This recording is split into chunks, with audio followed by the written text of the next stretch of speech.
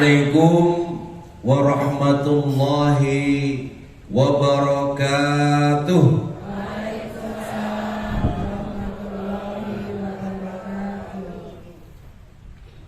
Alhamdulillah, alhamdulillahi rabbil alamin, wa bihi nasta'inu ala umuri dunya waddin. Ashhadu an la ilaha illallah wa ashhadu anna Muhammadan abduhu wa rasuluhu la nabiyya ba'd. Allahumma salli wa sallim wa barik ala sayyidina Muhammadin wa ala alihi wa sahbihi wa man tabi'ahu bihuda ila yaumiddin, amma ba'd. Fa ya ayyuhal hadirun, usikum wa nafsi bitaqwallah, faqad fazal muttaqun. Kama qala Allah Ta'ala fil Qur'anil Karim, a'udzu billahi minasy syaithanir rajim, inna akramakum indallahi atqakum. Wa qala Rasulullah sallallahu alaihi wasallam, ittaqillah haitsu ma kunta wa atbi'is sayyi'atal hasanata tamfuha wa khaliqin nas bi khuluqin hasanin. Shadaqallah wa sadaqa rasulul karim. Hadirin hadirat jamaah pengajian Al-Ukhuwah, wabil khusus pada Komandan Wastu. Alhamdulillah, pagi hari ini pagi yang sangat cerah. Alhamdulillah, kita diperkenankan Allah Ta'ala untuk bisa bertemu, untuk bisa menghadiri majelis ta'lim Al-Ukhuwah. Dan hari ini sebenarnya kesekian kalinya saya itu lewat di depan. Karena sebenarnya saya itu tidak jauh dari sini. Saya kebetulan bekerja di instansi pemerintah juga, di Kementerian PUPR. Ada unit kita yang ada di Jiwan, di situ ada pengairan. Di situ ada teman-teman kita di irigasi, di Sungai Pantai, ada di Perum Jasa Tirta, ada juga di OP. Sebelumnya tak kenal maka tak sayang. Alhamdulillah, ini tadi sejak malam, terima kasih Komandan beserta jajarannya, kami disambut luar biasa, diberikan fasilitas yang luar biasa. Biasanya kami tidur di masjid itu tidur di kasur yang empuk. Baik, saya lahir atas nama Supriyanta. Setelah dewasa, salah satu wasiat ibu saya sebelum meninggal, beliau berpesan untuk menjadi orang yang betul-betul terjaga dari syaitan. Maka wasiatnya disematkan di dalam sebuah nama Abdullah. Itu nama dewasa. Saya lahir di Solo kurang lebih, kalau Komariah 50 tahun yang lalu, kalau Samsiah 48 tahun yang lalu. Saya lahir dari rahim Nahdliyin karena menurut cerita ibu saya, Mbah Dulmanan Pondok Pesantren Al-Mu'ayyad yang mempunyai putra salah satunya Mbah Kiai Umar, itu masih satu buyut dengan simbah saya. Jadi betul-betul asli Nahdliyin saya ini lahirnya. Tapi dewasa, sekolah, mulai anak saya sekolah negeri SD-nya, tapi sorenya alhamdulillah kita belajar di masjid, dibimbing oleh para kiai. Kemudian saya melanjutkan di Sanawi dan Aliyah Al-Islam di Solo. Kemudian setelah itu saya mondok di Takmilul Islam bimbingan Kiai Haji Naharus Surur. Kemudian setelah mengenyam pendidikan di pondok, alhamdulillah saya melanjutkan studi di perguruan tinggi. Wah, ini Allah itu memberikan karunia luar biasa. Kuliah itu di 3 jurusan, di pertanian, ekonomi, dan teknik. Masya Allah, ini Allah itu. Makanya ini ibu-ibu, putra-putra pertahankan di pondok karena sudah terbiasa dengan pelajaran yang banyak. Sudah terbiasa untuk memanage waktu. Itu luar biasa. Alhamdulillah diberi kesempatan untuk belajar 3 jurusan sekaligus. Kemudian setelah itu saya melanjutkan studi di Magister Sains. Saya bekerja di Kementerian PUPR kurang lebih 25 tahun yang lalu. Dan tadi saya cerita dengan komandan, saya tuh satu alumni dengan Ustadz Wijayanto. 2 pekan yang lalu, mungkin sering sini ya beliau. Makanya tadi saya potret, saya kirimkan, beliau baru haji. 2 pekan yang lalu duet dengan saya. Tapi duetnya karena beliau senior saya, beliau yang isi, saya yang MC. Saya jadi bully-bulian. Ustadz Wijayanto, assalamualaikum. Mungkin kuliah di Ustadz Wijayanto. Baik, alhamdulillah. Tadi sebenarnya itu saya punya bakat terpendam. Ibu-ibu, Bu, ini hadroh bisa enggak ini Aisyah istri Rasulullah? Wah, ternyata belum latihan ya, Bu.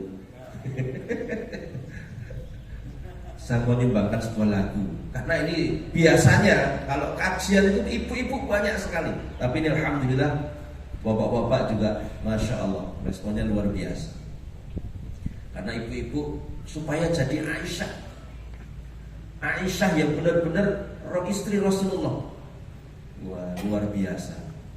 Nanti bapak-bapak kalau dengar itu, nanti supaya bapak-bapak itu betul-betul meneladani Rasulullah sebagai bapak-bapak.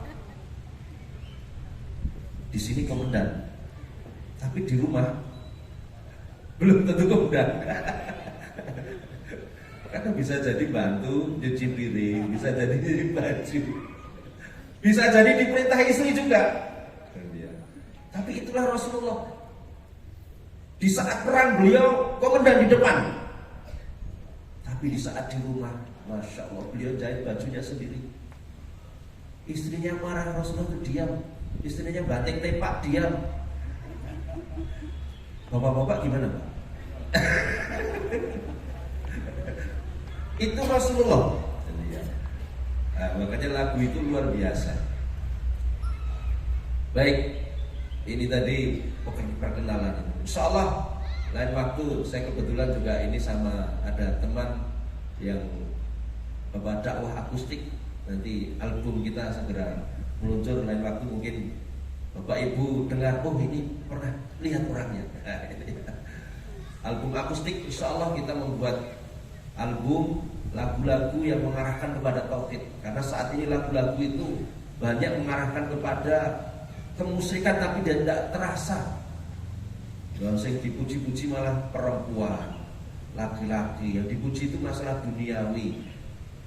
Bahkan aku tak bisa hidup tanpamu. Masya Allah. Itu lirik-lirik syair-syair yang harus kita netralisir.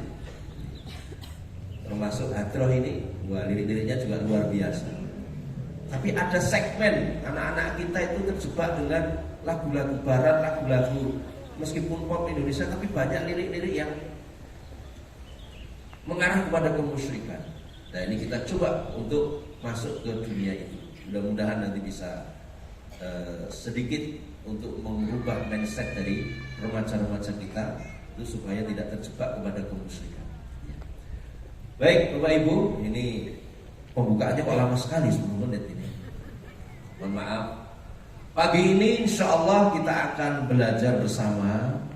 Karena mohon maaf para kiai, para ulama, saya yakin di Madiun ini banyak kiai, bahkan habaib. Saya berdiri di sini, saya duduk di sini itu bukan karena saya lebih pintar boten, lebih alim boten, tapi karena tugas kemauan. di SK-kan sama Komandan Basum, di SK-kan. Saya itu kalau di SK-kan Pak Menteri, saya harus berangkat. Saya dididik, meskipun saya sipil, alhamdulillah saya ikut di Batu Jajar. Di Batu Jajar itu Masya Allah, sampai betul-betul masuk di Lembang itu dicelupkan. Maka kita dididik siap laksanakan perintah. Kemarin kita dapat SK itu siap. Makanya saya mohon maaf tadi pakai mobil dinas. Berangkat pakai dinas karena ini saya dinas. Dan saya meskipun sipil, saya seorang muslim, saya siap untuk membela negara. Saya siap untuk mencerdaskan kehidupan bangsa. Termasuk ini, Masya Allah, kita apresiasi di TNI mengadakan kajian rutin, pesertanya kurang lebih 1.000. Masya Allah, ini amal jariah yang luar biasa. Jadi tidak hanya sekedar TNI itu betul-betul tidak hanya nanti mempertahankan di garda depan ketika perang, tapi ternyata juga di garda depan ini tolabul ilmi. Masya Allah. Dan mudah-mudahan ini menjadi amal soleh kita semuanya. Amin, Allahumma amin. Baik, mohon izin para kiai, para asatidz, para ulama, pagi ini kita akan belajar bareng bagaimana kita mengambil hikmah bulan Dzulhijjah. Pertama, Dzulhijjah ini termasuk bagian dari bulan huruf. Surat At-Taubah ayat 36. A'udzubillahi minasyaitonirrajim. Inna iddatash syuhuri 'indallah 12 syahran fi kitabillah yauma khalaqas samawati wal ardh minha arba'atun hurum. Bahwa 12 bulan hitungan Komariah maupun Syamsiah, Muharram sampai Dzulhijjah, Januari sampai Desember, itu sudah ada ketetapan Allah sejak zaman dahulu, sejak diciptakan jagat raya ini. Surat Yunus, surat 10 ayat yang kelima. Huwallazi ja'ala syamsa dhiya'an wal qamara nuran wa qaddarahu manazila lita'lamu 'adadas sinina wal hisab. Ternyata Allah menjadikan matahari, menjadikan bulan itu punya garis edan, lita'lamu, supaya kalian nanti mengetahui atau punya ilmu tentang apa itu adadas sinin wal hisab. Adat itu perhitungan, sinin itu jamaknya dari sana, tahun-tahun, wal hisab dan perhitungan sampai kepada detik. Itu sudah diajarkan Allah sejak Nabi Adam dulu jajane. Ini diklaim sama orang-orang yang pengen duweni ilmu, padahal itu ilmunya Allah. Diajarkan Nabi Adam terus menerus pada nabi-nabi dan rasul-rasul. Hanya istilah-istilahnya memang itu berubah-ubah sesuai dengan peradaban. Tapi waktu itu sebenarnya sudah diajarkan. Bahkan waktu itu sampai Allah memberikan pelajaran itu tidak hanya menyebut waktunya, sampai dijadikan sumpah. Ini sekarang waktuha, nanti wan nahar, wal lail, was subhi. Terus apa lagi? Ini waktunya ini. Waktu subuh, waktu duha, waktu siang, waktu malam. Bahkan benda-bendanya pun disebutkan oleh Allah. Wasyamsi. Terus wal qamar. Itu semuanya disebutkan demi.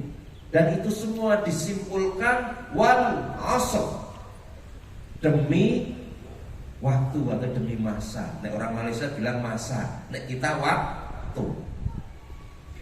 Oleh Allah kita diberi waktu. Setiap hari kita melihat matahari terbit, setiap hari kita melihat bulan, setiap hari kita melihat siang malam mengalami. Supaya apa? Kita sadar ada waktu yang diberikan Allah Ta'ala. Maka nanti kita ambil pelajaran Dzulhijjah itu ada 2 perintah Allah, salah satunya haji dan kurban. Haji, kenapa haji? Sejarahnya panjang. Di situ ada salah satu manasik tata cara haji, tawaf.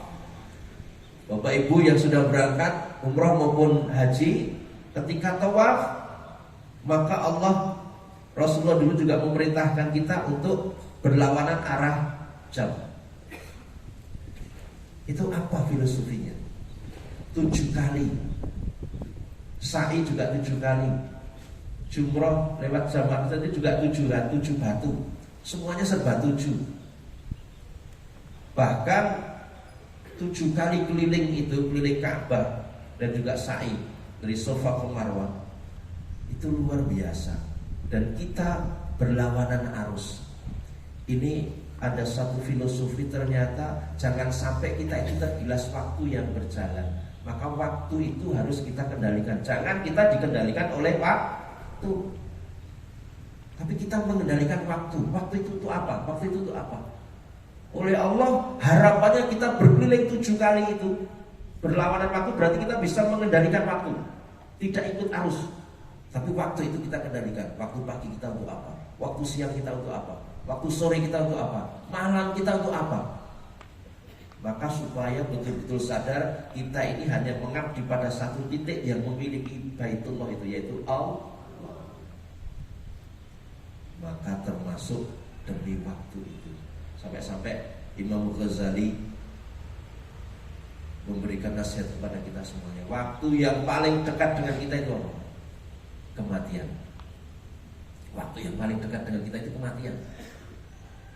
Kita mau nunggu apa? Jangan yang paling dekat itu kematian.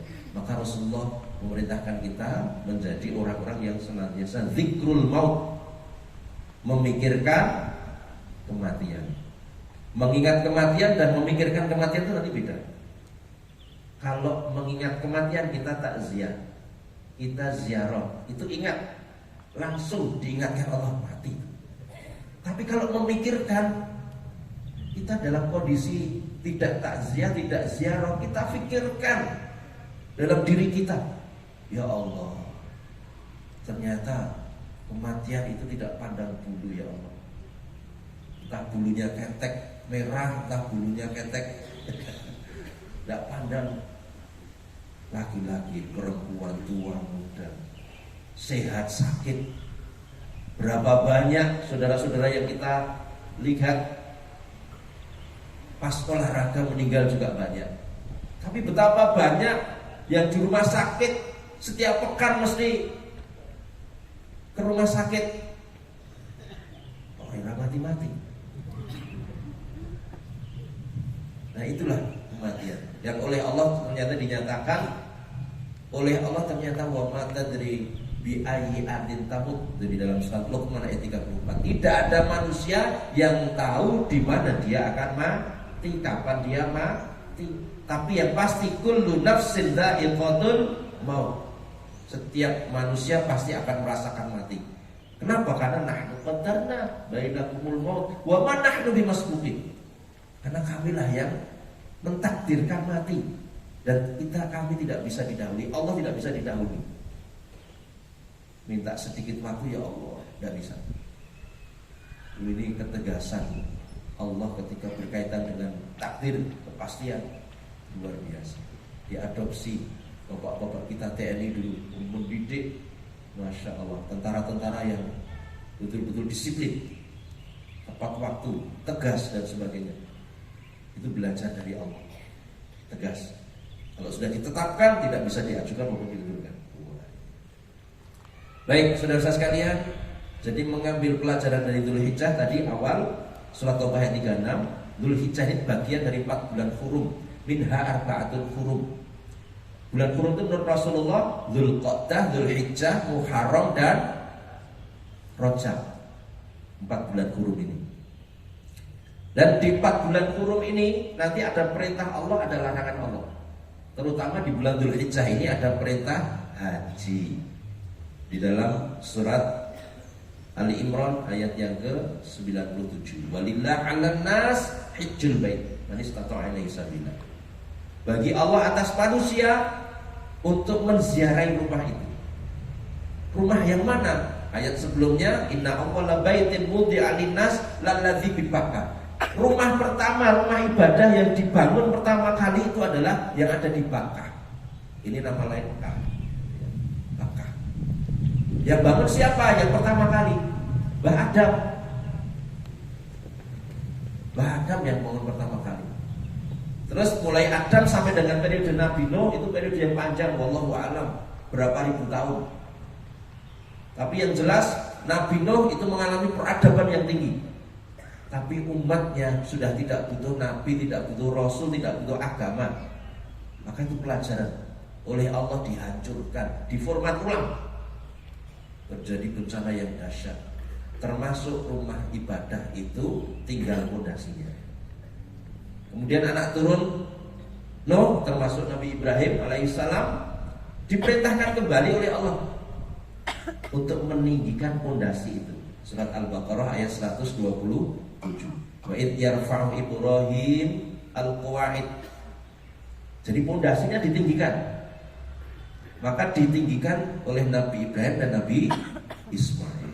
Setelah selesai matur, ya Allah, Rabbana arina manasikana wa tub alaina innaka antat tawwabur rahim. Ya Allah, niki pripun niki? Niki pun dados. Terus kula ajeng napa niki ibadahe pripun? Kemudian Allah memerintahkan pertama antahira baitiya litaifin. Dan al-bait, rumah itu pertama kali diumumkan Allah untuk masabatan linnas wa amna. Masabah diartikan secara umum itu tempat berkumpul manusia. Jadi Allah menentukan titik Ka'bah itu untuk tempat berkumpul manusia. Apa hikmahnya? Sekarang ini ada 4,7 juta yang berkumpul di sana. Supaya sadar bahwa inna lillahi wa inna ilaihi raji'un. Semuanya sadar kita akan kembali kepada Allah. Maka haji itu rukun Islam yang kelima. Karena ini puncak pencapaian spiritualitas.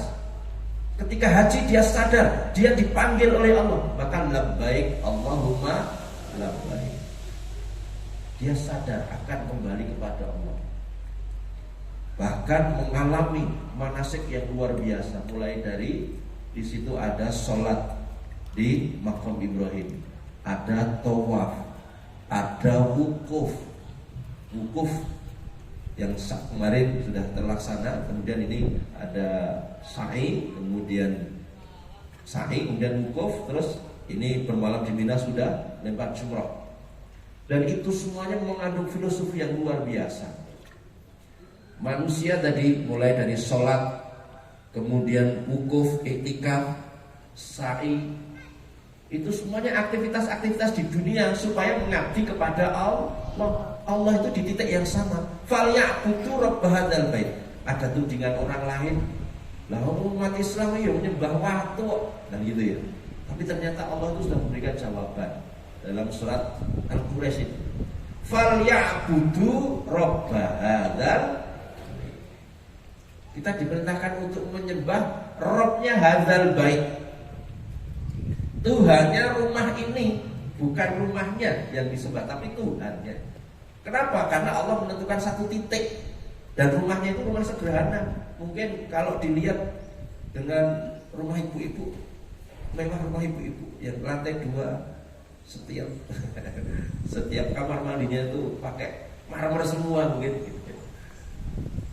Ka'bah itu sederhana. Kenapa? Karena memang itu hanya digunakan untuk penghadapan, untuk titik kumpul. Bukan Allahnya di situ, tapi ini miliknya Allah supaya manusia yang mengabdi itu betul-betul menuju pada satu titik supaya sadar. Ini juga memberikan pelajaran pada waktu wukuf. Kita itu dikumpulkan. Tidak ada di situ, tidak ada jabatan, tidak ada pangkat, tidak ada kedudukan. Semua bajunya sama.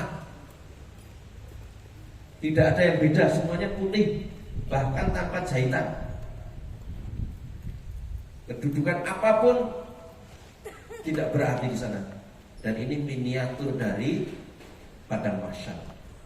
Semua manusia berkumpul jadi satu, dan suatu saat kita akan mengalami seperti itu. Makanya di situ kita perbanyak istighfar, kita perbanyak zikir. Kenapa? Karena di padang mahsyar itu luar biasa. Surat 39 Az-Zumar mulai ayat 69. 68-nya, ketika ditiupkan sur pertama kali hancur semuanya, mati semuanya. Ditiupkan sur yang kedua dibangkitkan. Terus dibangkitkan itu kita menuju satu titik kumpul lagi, namanya padang mahsyar. Kemudian oleh Allah diberikan kitab kita masing-masing. Kemudian didatangkan saksi-saksi. Siapa saksinya? Siapa kitabnya? Apa kitabnya? Ya kitab kita itu, kitab rekaman kita, rekaman hidup. Surat Al-Isra ayat 13-14 oleh Allah Ta'ala dinyatakan Iqra kitabak. Ternyata manusia itu di sini ada kitab rekaman. Nek babah kita dulu memberi pelajaran ada malaikat yang nyatet. Iya, karena dijaga oleh malaikat. Tapi kalau kita gambarkan sekarang, jaga apa? Jaga CCTV kita ini.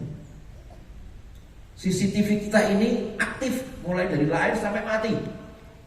Dan filenya dijaga oleh malaikat, tidak ada yang bisa ngecek.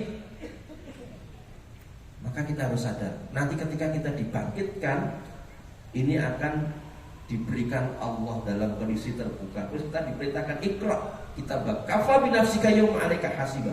Baca itu kitabmu masing-masing, cukuplah hari ini kamu yang membaca sendiri. Sebenarnya Allah sudah menghitung di situ, hisabnya sudah ada. Buktikan sendiri, itu loh dewi, tontonan dewi.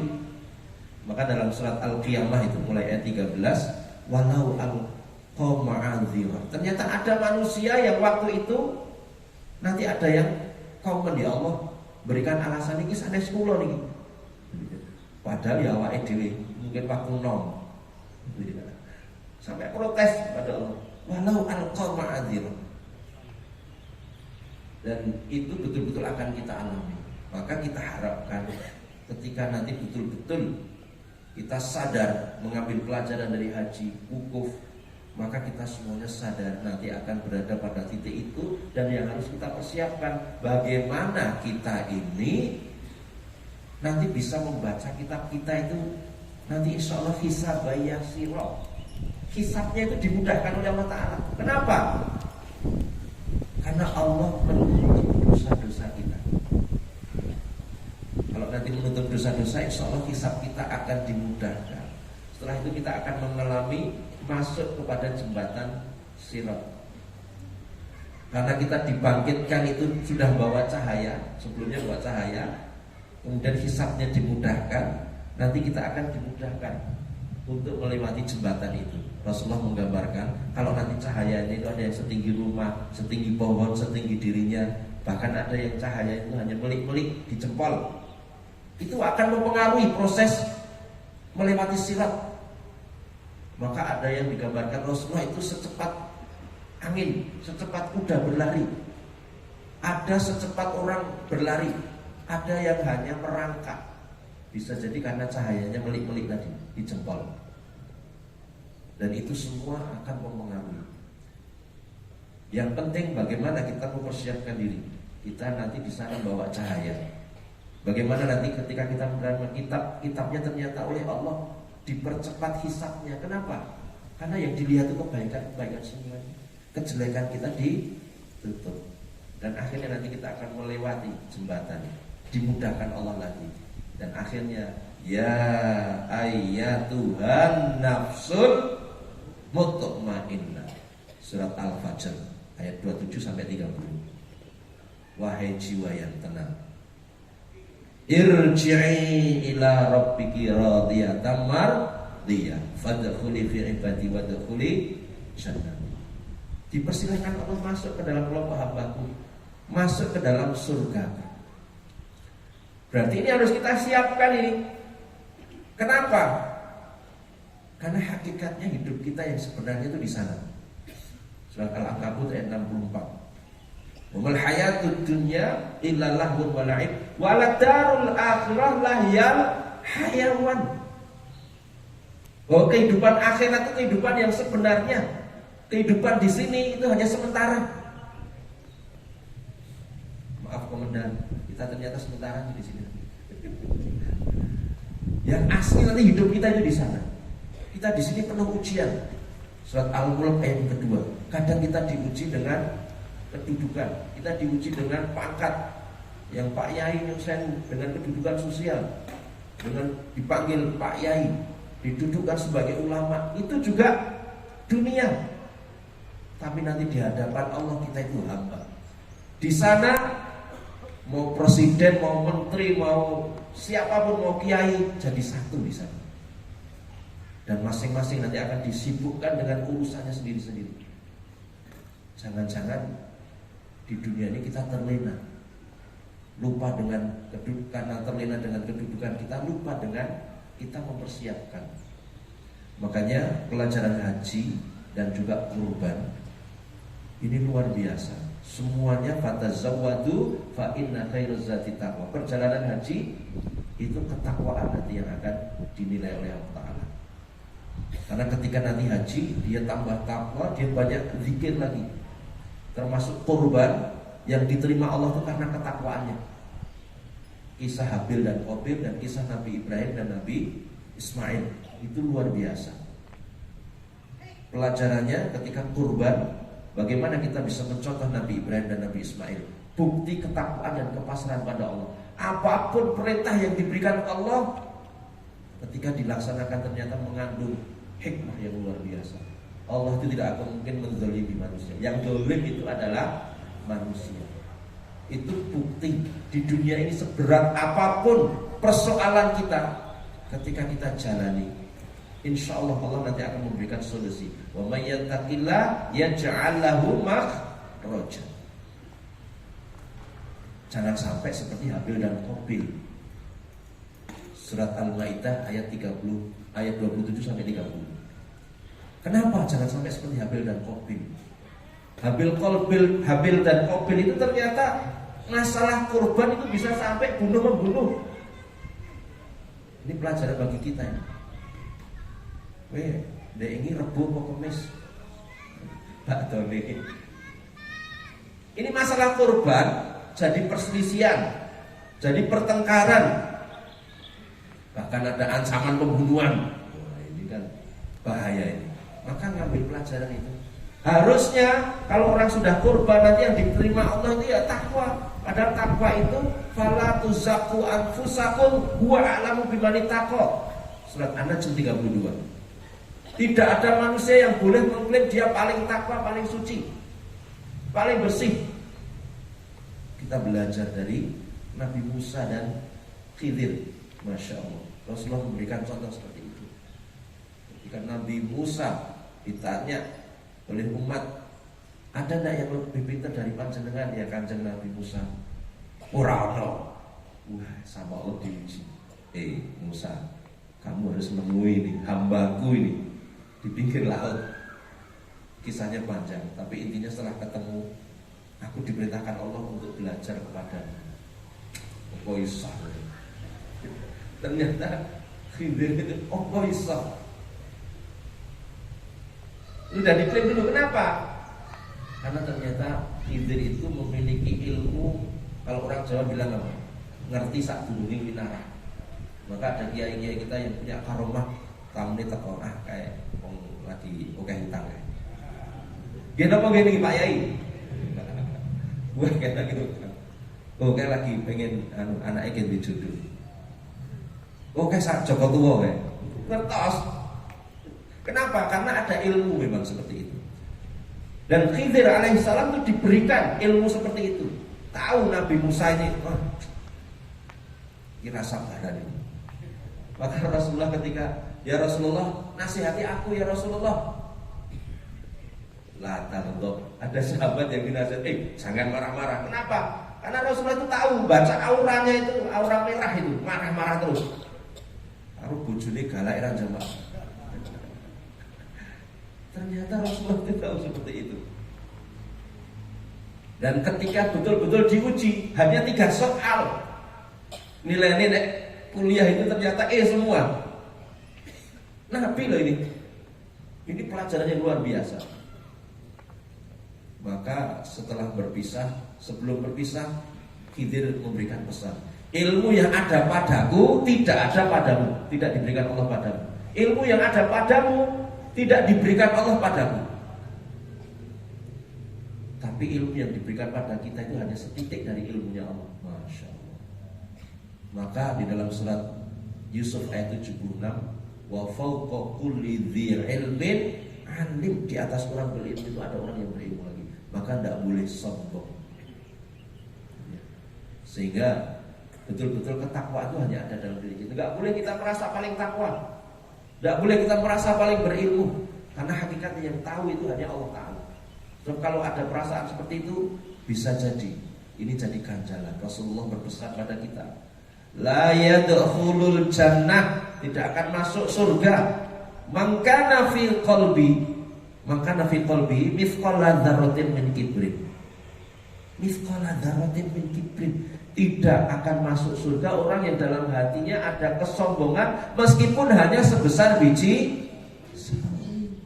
Orang sombongnya bisa macam-macam ya sebabnya. Karena kedudukan ya bisa sombong, karena pangkat ya bisa sombong, karena ilmu ya bisa sombong, karena harta ya bisa sombong, karena kecantikan, karena ketampanan juga bisa sombong. Bahkan melarat pun juga bisa sombong. Wong melarat ya bisa sombong, wong sugih apa meneh. Maka hati-hati. Maka sekali lagi pelajaran dari Habil dan Qabil, ketakwaan. Dan takwa itu senantiasa cirinya di dalam surat. Masih ada waktu ya? Takwa dalam surat Qaf ayat 31 sampai 34 itu adalah orang yang senantiasa taubat kepada Allah. Kayak tadi dibacakan oleh imam kita di waktu kita kunut, astaghfirullah ya Allah wa atubu ilaik, aku mohon ampunan kepadamu ya Allah, dan aku taubat kepadamu. Sallallahu ala sayyidina Muhammadin ila akhir. Itu berarti kan pernyataan kita. Tadi kita sudah menyatakan astaghfirullah ya Allah, aku mohon ampunan padamu ya Allah, wa atubu ilaik, dan aku senantiasa taubat kepadamu. Itu kita dididik Rasulullah supaya apa? Seperti Rasulullah, aku ini loh demi Allah, aku ini istighfar, aku ini taubat setiap hari berapa kali Bapak Ibu? Ada riwayatnya 70 kali, ada riwayatnya 100 kali. Ini Rasulullah itu sampai menyatakan demi Allah, aku ini taubat, istighfar kepada Allah 70 kali, ada yang 100 kali. Ini kenapa ini? Bukan berarti Rasulullah itu maksum, terjaga dari dosa. Ini berarti Rasulullah itu memberikan contoh supaya kita itu seperti itu. Sebab Rasulullah itu tahu kondisi kita manusia itu lemah. Surat An-Nisa 28, wa khuliqal insanu dha'ifa. Kita manusia itu dalam kondisi lemah. Nyun sewu, sekuat apapun Pak tentara pun gitu ya, sekuat apapun itu tetap ada kelemahan. Dan kelemahan manusia itu ternyata disebabkan apa? Para ulama menjelaskan kelemahan manusia itu karena kita punya hawa nafsu. Tadi dalam surat Asy-Syams ayat 7 sampai dengan 10 sampai dijadikan sumpah. Wa nafsin wa ma sawwaha fa alhamaha fujuraha wa taqwaha qad aflaha man zakkaha wa qad khaba man dassaha. Ternyata ilham Allah kepada kita manusia ini itu oleh Allah diilhamkan nafsu takwa, diilhamkan nafsu fujur, tapi nafsu fujur dulu. Fa alhamaha fujuraha wa taqwa. Manusia itu punya jiwa, dan dalam jiwanya itu diilhamkan Allah nafsu fujur dan nafsu takwa. Maka para imam ahli tazkiyah nafas seperti Imam Ghazali membagi kita itu punya nafsu imarah. Nafsu imarah itu apa? Ya nafsu fujur itu. Ternyata manusia itu setiap hari kecenderungan mengikuti nafsu fujur itu lebih besar daripada nafsu takwa. Sampai dicontohkan kisah Nabi Yusuf, kisahnya panjang, tapi endingnya Nabi Yusuf itu memberi pelajaran. Dalam surat Yusuf ayat 53, wa ma ubarri'u nafsi. Ternyata aku pun juga tidak bisa lepas dari nafsuku. Tapi omah ditutup kabeh sama. Nek kamar berduaan. Kucing kok didepi bandeng. Oh bandeng ning lemari digoleki, dibuka-buka. Ini ditokke ngarep. Nyun sewu ibu-ibu nggih. Niki pun dewasa kabeh. Ternyata Nabi Yusuf itu mengakui. Akhirnya ilama rahimah rabbi, kecuali yang diberi rahmat Allah. Nafsunya kemudian diberi rahmat Allah, ingat Allah, balik, lari, ditarik, yang robek baju belakang. Ini membuktikan bahwa manusia itu ternyata tidak bisa lepas dari hawa nafsunya dan kecenderungan hawa nafsu. Nyun sewu ini, siapapun itu tidak bisa lepas dari nafsu. Mulai dari rakyat biasa sampai tingkatan presiden, mulai dari orang alim, kiai, ustadz, siapapun sampai orang awam, itu semuanya tidak bisa lepas dari nafsu. Padahal nafsu itu cenderung untuk berbuat keburukan tadi. Illa marahimah rabbi, kecuali yang diberi rahmat Allah. Nah, para ulama menjelaskan ini karena kita punya hawa nafsu. Bagaimana supaya kita bisa mengendalikan hawa nafsu? Maka qad aflaha man tazakka atau zakah. Kalau tazakka yang di surat lain.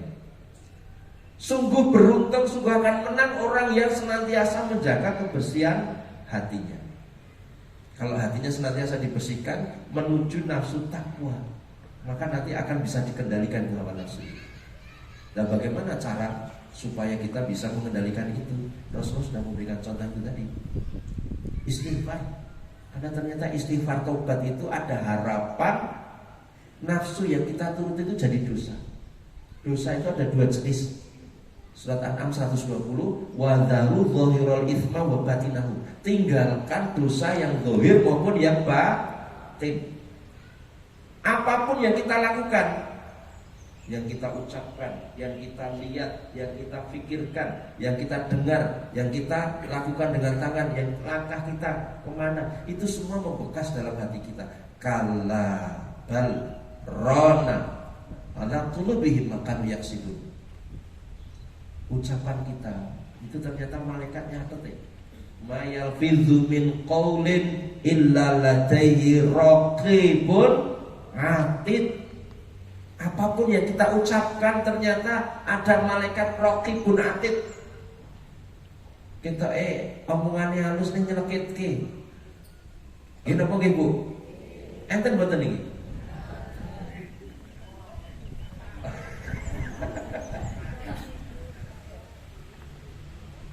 Tapi ada orang yang keras, tapi sebenarnya itu malah melembutkan. Kadang-kadang kita nggak sadar suami istri setiap hari. Kadang-kadang ibu-ibu itu omongannya halus nih nyelekit kayak gini, betul Pak? Ternyata betul ibu. Ada kisah ini. Sahabat Umar bin Khattab suatu malam itu iktikaf di masjid, bukan iktikaf, zikiran. Ternyata sudah ada sahabat Abu Bakar. Ditanya, ngapain kamu Umar? Nah, ini sahabat ya. Ngapain kamu Umar? Nang omah jutek. Lah napa? Bojone nesu-nesu wae. Tapi tak terduga sahabat Abu Bakar itu bilang juga, kok ya podo ya? Ternyata sahabat Abu Bakar kan masjid ya karena bojone ning omah muni-muni wae. Karena dinamika rumah tangga itu ya biasa. Nih, tadi salah satu lagu yang ada di album kita menyadarkan itu. Tak ada manusia yang sempurna. Sayangku, kau ujian bagiku, kau cobaan bagiku, aku pun cobaan bagimu. Kuharap kau mengerti. Kalau kita mau menghadapi ini, kita saling mengerti, kita akan bahagia selamanya. Itu salah satu liriknya. Dakwah akustik ya, kita arahkan supaya nanti kita menyadari kita bisa bahagia. Ternyata kekuranganmu itu keberkahanku. Liriknya salah satu itu. Sayangku ya, pada pasangan ini. Ternyata kekuranganmu itu keberkahan bagiku. Jadi Allah kalau ngajari kita, ada sesuatu yang kamu tidak suka dari pasangan itu, tapi sebenarnya itu kebaikan untuk Allah akan membukakan pintu rahmat. Kalau kita sabar. Sama, sing cowok cewek sama, putra putri sama. Tidak ada manusia sempurna kok. Kita itu ujian. Maka ketika ujian melanda, nek hawa nafsunya bisa dikendalikan, maka seperti Rasulullah.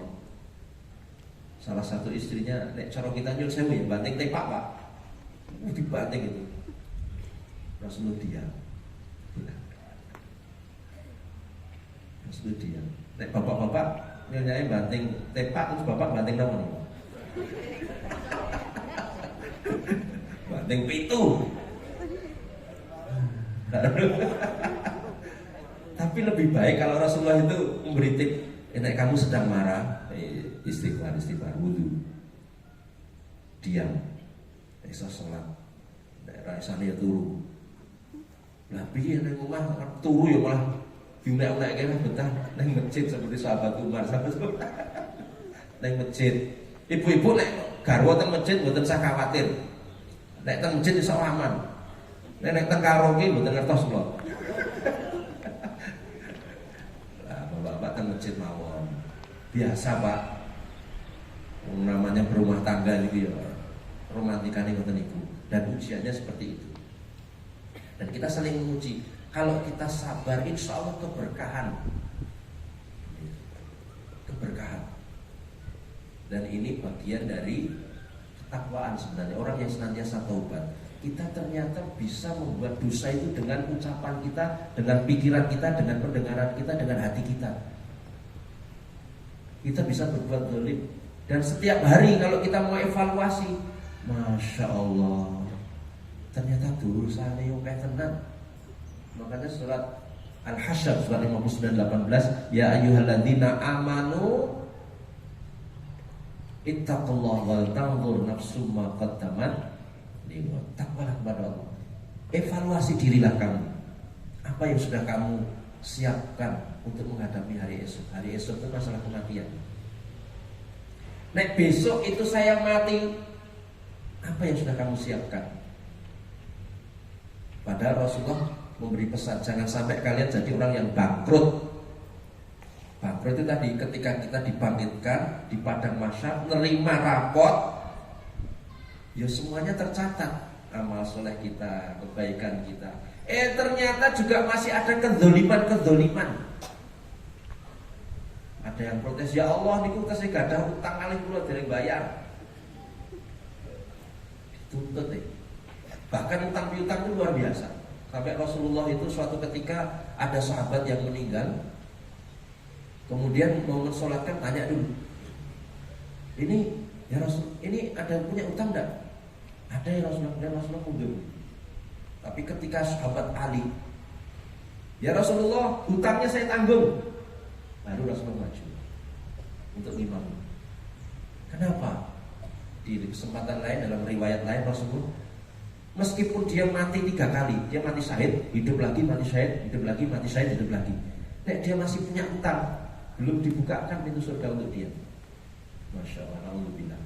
Makanya bu ibu, nek kadang utang jujur. Jujur itu betul apa-apa. Nanti kaidahnya, kalau kita punya utang piutang, orang takwa itu nek diutangi, orang nesu nesek. Nah itu apa tuh yo? Lah piye yo? Iki pasar sepi.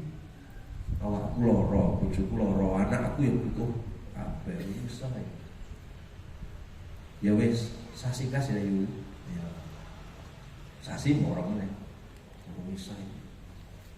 Kalau orang takwa beneran, kalau kamu mensodakohkan itu akan lebih baik. Nanti akan disodakohkan.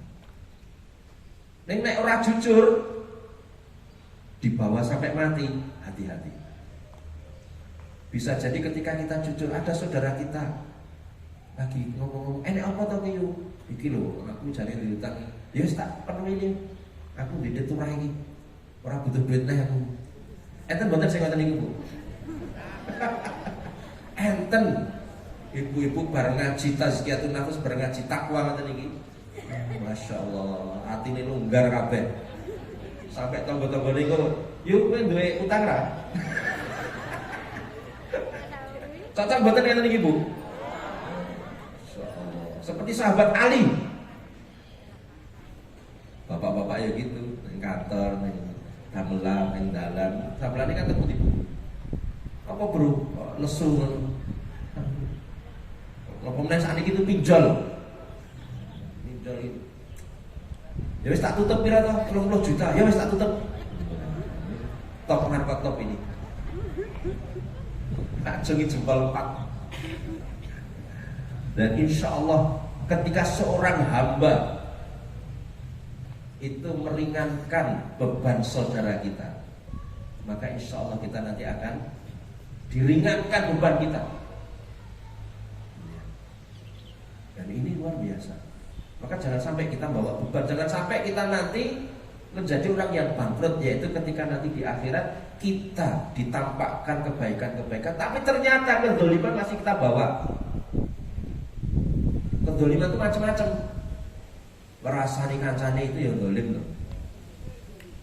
Surat 49 ayat 10, 11, 12 Al-Hujurat. Ya. Itu ternyata kita itu mukmin bersaudara. Maka ini Al-Ukhuwah ini saya senang sekali. Saya lahir dari rahim NU, dididik besar oleh Muhammadiyah.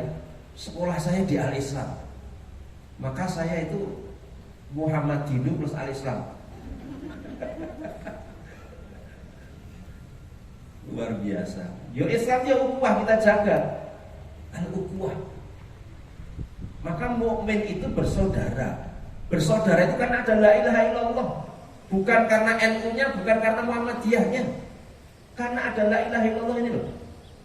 So, kalau nanti melihat NU-nya, Muhammadiyahnya, kita jadi gak bersaudara nanti. Maka akhirnya kita bisa saling merendahkan. La yaskhar min qaumin sampai akhir ayat ini. Kalau sudah saling merendahkan, mengolok-olok, nanti yang muncul adalah saling panggil-memanggil dengan panggilan yang buruk, mencela dulu, terus panggil-memanggil yang buruk. Belum lagi nanti suudzon. Nek wis suudzon diomongke ghibah. Nek wis ghibah nanti muncul yang namanya fitnah. Kalau sudah muncul fitnah bisa muncul namimah. Dan ini semua bahaya. Oleh Allah disebut zalim itu. Padahal bendino itu kadang-kadang nek diteliti kita itu yo, aku yo malah ngrasani yo.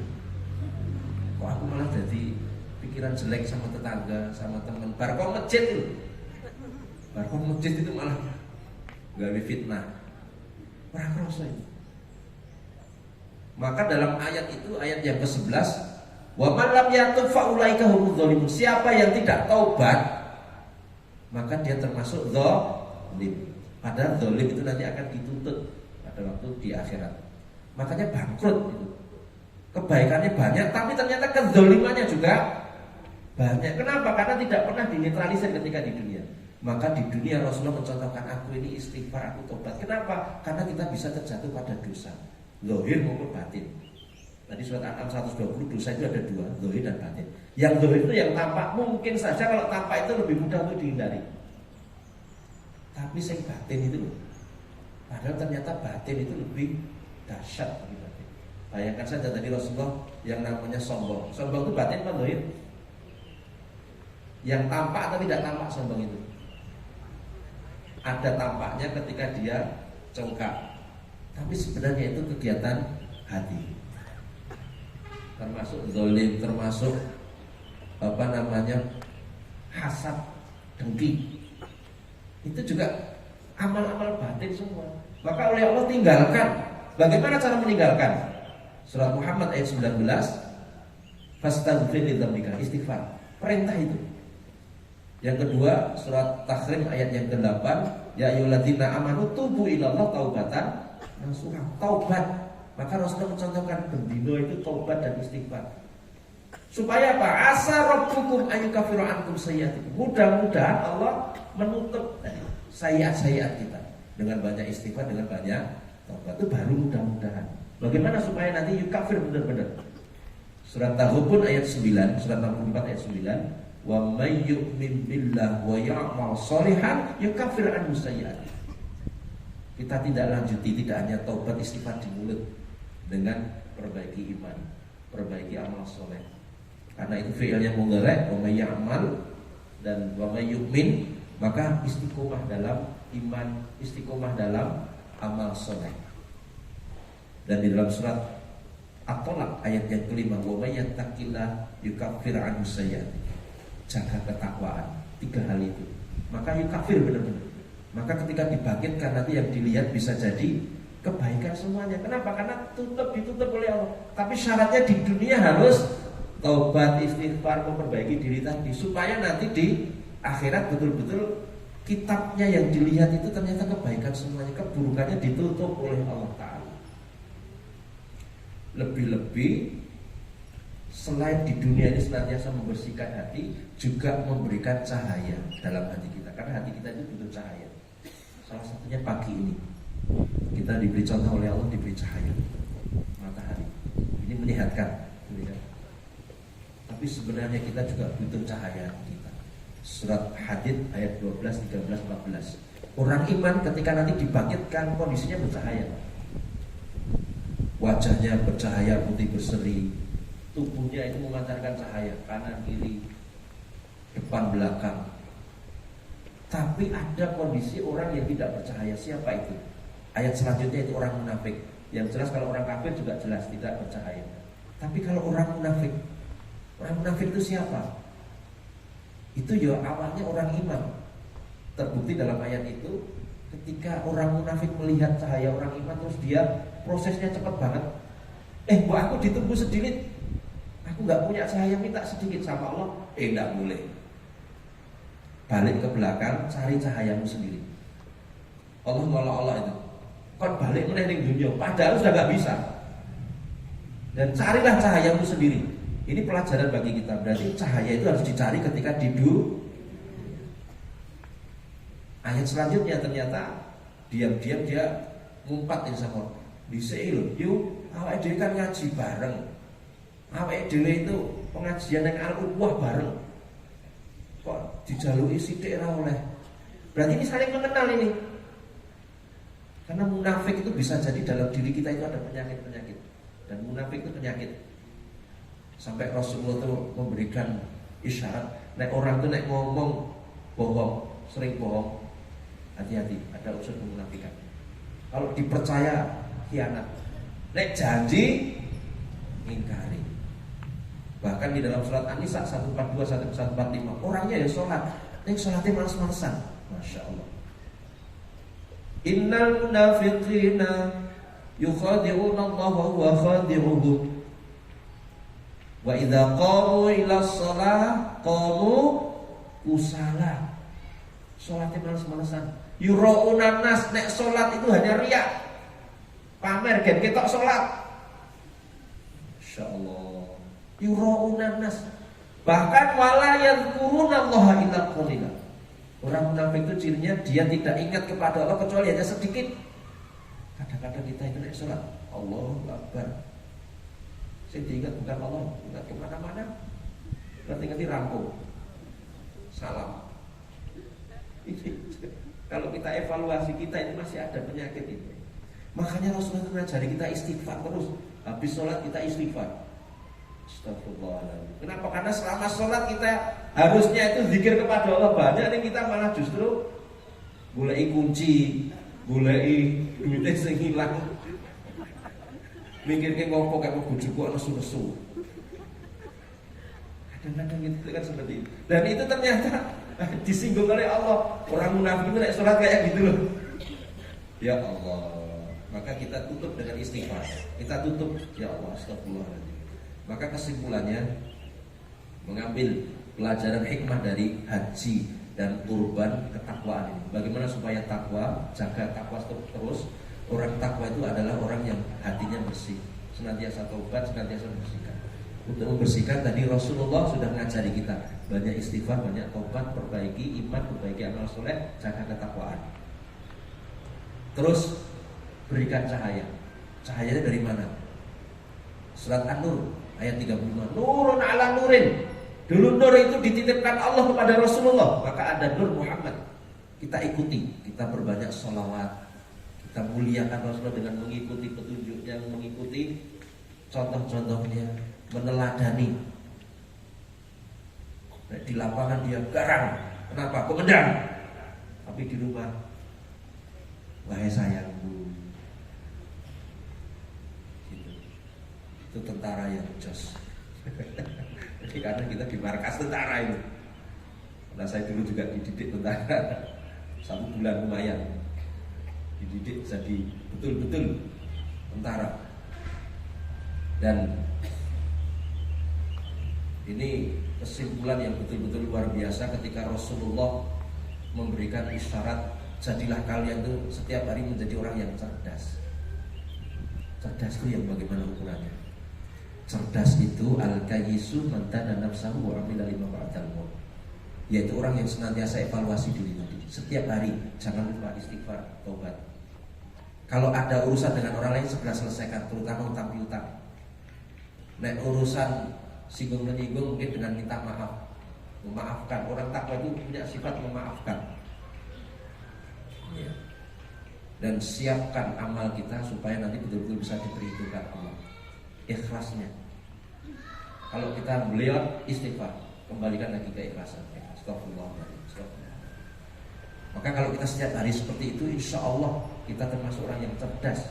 Menurut Rasulullah, orang yang pintar, karena setiap hari mempersiapkan dirinya untuk menghadapi kehidupan yang abadi. Amal hayatud dunya ila la'ibun wa lahwun wa ladarul akhirah lahiyal hayawan. Kehidupan kita yang abadi itu seperti itu. Insya Allah kita nanti akan ditinggikan derajat. Tidak hanya derajat dunia, tapi derajat di akhirat nanti. Saudara-saudaraku, jamaah kajian pengajian al-ukhuwah yang dimuliakan Allah Ta'ala, itulah kesimpulan yang bisa kita pelajari di kesempatan kali ini. Ini sebelum kita doa bersama, ada pertanyaan. Mohon izin saya buka dulu, mudah-mudahan tidak banyak.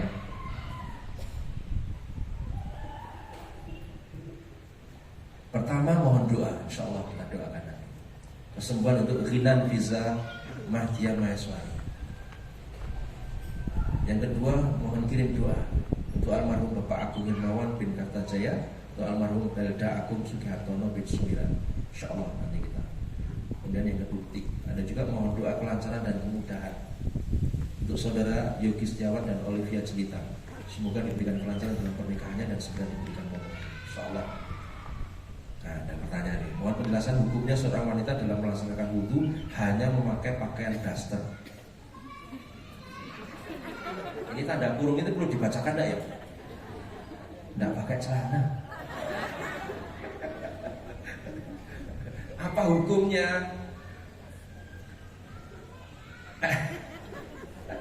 Ini masalah hukum itu mesti ahli fikih ini. Nah, baik.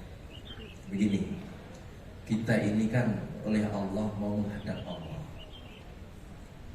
Mau menghadap Allah itu, maka kita betul-betul jaga kesopanan, jaga etika.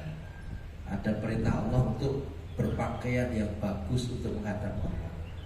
Nah, untuk menghadap Allah itu kan diawali dengan apa ini? Thaharah, bersuci. Nah, mestinya kan bersuci itu ya dalam kondisi kita sudah niat gitu ya. Makanya kalau nyun sewu kalau pas di kamar mandi itu ya pakai baju dulu baru wudu. Gitu ya.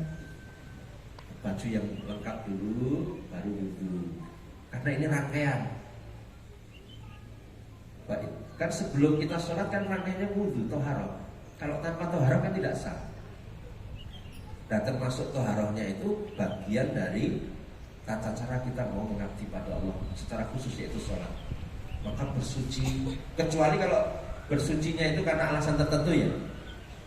Artinya habis junub ya mandi ya. Mandi semuanya dibuka mandi ya. Tapi kan ini tadi pertanyaannya wudhu. Wudhu itu kan berarti bukan besar gitu ya, kecil.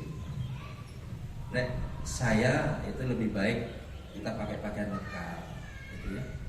Yo pakai daster ya jadi harus pakai baju nih. Kan kita yo jadi isin. Isin betul ibu. Nek kita tonton diri kita sendiri aja kita malu kok. Padahal Allah itu juga melihat kita kan tidak enak. Nah, yang kedua Rasulullah itu janjane ki nek atimu ki ora penak, ki janjane wis enek dosa. Jadi ya, kalau kamu melakukan sesuatu, kalau itu diketahui orang kamu itu ora penak, tokemu dan sebagainya. Itu jajane ada unsur-unsur dosa di situ. Gitu nggih Bapak Ibu yang bertanya. Ibu ini, nek Bapak enggak pakai daster. Karena enggak ada namanya. Pakai daster. Maaf, tanpa menggunakan celana. Pertanyaannya begitu. Mudah-mudahan bisa terjawab ya, Ibu. Baik, ini karena pertanyaannya satu, mudah-mudahan alhamdulillah, mudah-mudahan bisa terpuaskan dengan pertanyaannya. Bapak Ibu hadirin yang dimuliakan Allah Ta'ala, marilah kita berdoa bersama-sama. Dan secara khusus nanti kita doakan untuk kesembuhan saudari kita Ghidan Fiza Mahdia Maheswari yang saat ini sedang sakit. Dan kita kirimkan doa kepada almarhum Bapak Agung Hermawan bin Kartajaya dan almarhum Pelda Agung Sigatono bin Sumiran. Dan juga mohon kelancaran dan kemudahan untuk saudara Yogi Setiawan dan Olivia Jelita. Semoga nanti pernikahan itu lancar dan segera diberikan. Ala hadhihi niyah al-Fatihah. A'udzubillahi minasyaitonirrajim. Bismillahirrahmanirrahim. Alhamdulillahirabbil alamin arrahmanir rahim maliki yaumiddin. Iyyaka na'budu wa iyyaka nasta'in. Ihdinas siratal mustaqim. Shiratal ladzina an'amta 'alaihim ghairil maghdubi 'alaihim waladdallin. A'udzubillahi minasyaitonir rajim. Alhamdulillahirabbil alamin. Allahumma shalli wa sallim wa barik ala sayyidina Muhammadin wa ala alihi wa sahbihi ajma'in. Allahumma a'inna ala dzikrika wa syukrika wa husni ibadatik. Allahumma a'inna ala dzikrika wa syukrika wa husni ibadatik. Allahumma arinal haqqa haqqan warzuqna ittiba'ah wa arinal batila batila warzuqna ijtinabah. Rabbana innana amanna faghfir lana dzunubana wa qina adzabannar. Rabbana la tuzigh qulubana ba'da idh hadaitana wa hab lana min ladunka rahmah innaka antal wahhab. Allahumma shfiha ghinan fiza mahya maiswari innaka antas syafi la shifaa illa shifauka shifaan la yughadiru saqama. Allahumma ghfir lahu Bapak Agung Hermawan bin Kartajaya wa Pelda Agung Sugihantono bin Sumiran. Allahumma ghfir lahuma, Allahumma ghfir lahuma warhamhuma wa'afihima wa'fu anhuma. Allahumma ghfir lahum, Allahumma la tahrimna ajraha, Allahumma la tahrimna ajraha waghfir lana waghfir lana waghfir lahum.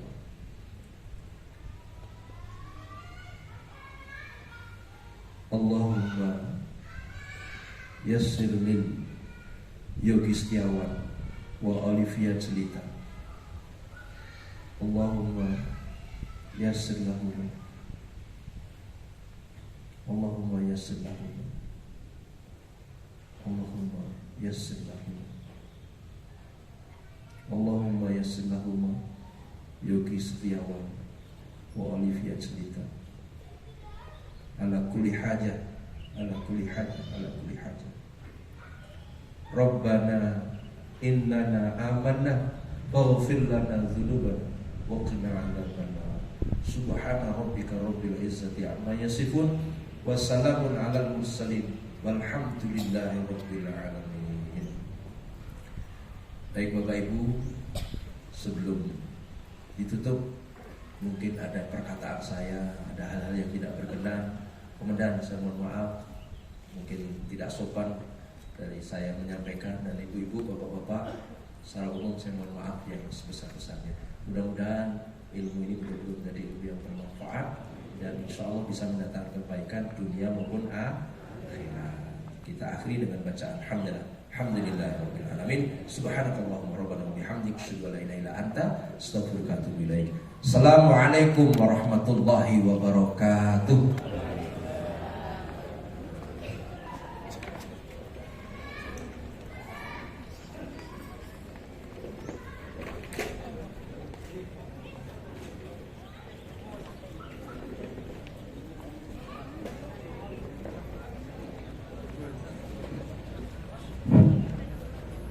Alhamdulillah hadirin yang berkenan Allah Subhanahu wa taala, demikian telah kita dengarkan bersama pengajian pagi. Mudah-mudahan dapat lebih meningkatkan keimanan dan ketakwaan kita kepada Allah Subhanahu wa taala. Sampai jumpa depan tanggal 9 Juli 2023 bersama Ahmad Sodik dari Madiun. Demikian kami atas nama panitia, ada kurang dan lebihnya mohon maaf. Subhanakallahumma bihamdika asyhadu an la ilaha illa anta astaghfiruka wa atubu ilaik. Wabillahi taufiq wal hidayah. Wassalamualaikum warahmatullahi wabarakatuh. Waalaikumsalam warahmatullahi wabarakatuh.